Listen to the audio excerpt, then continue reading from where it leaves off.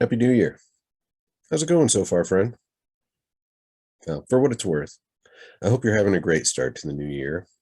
Just not too good. I mean, it would suck to peak early and have 364 days of disappointment follow in the wake of your greatest day of the year on January 1st. The risk of that happening for us seems pretty low. And given the recent course of events and how things appear to be going, there's plenty of room for improvement as we look forward with optimism and a firm grip on our resolve. Maybe you don't play the resolution game with the new year. I've toyed with the resolution thing in the past, but it never seemed like the kind of motivation that would drive me towards a particular goal. It also never, in and of itself, is sufficient to get me or keep me out of that there self-destructive zone. What does it take for you to exact real change in your life? For me, it's more than a decision based on a relatively arbitrary date on a calendar. I suppose that it's good to pause and reflect on the year that was. And certainly, there's a financial aspect to our modern life that has many of us thinking about taxes and benefits. We're forced at some level to take account of our results from the previous 12 months. And in that sense, it's quite consistent and convenient to make decisions around those adjustments. And I've never had any consistent results, though, come from setting an exercise goal or resolving to quit, insert bad habit here, based on what amounts to a square on a piece of paper.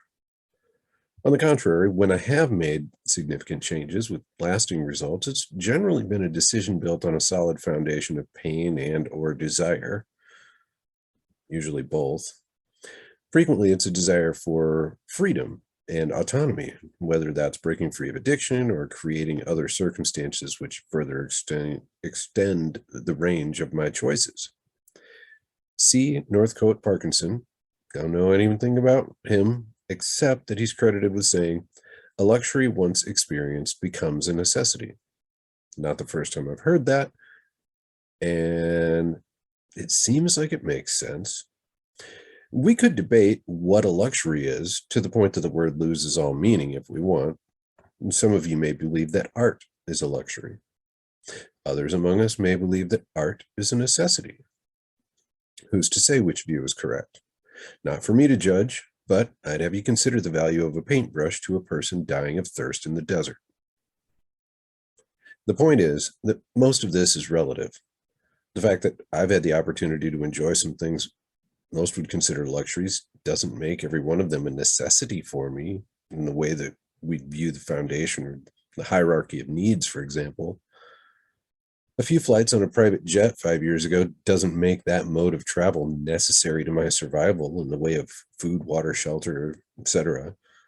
Admittedly, my view of air travel was forever altered, but that may have something to do with how overall crappy commercial air travel has been in general.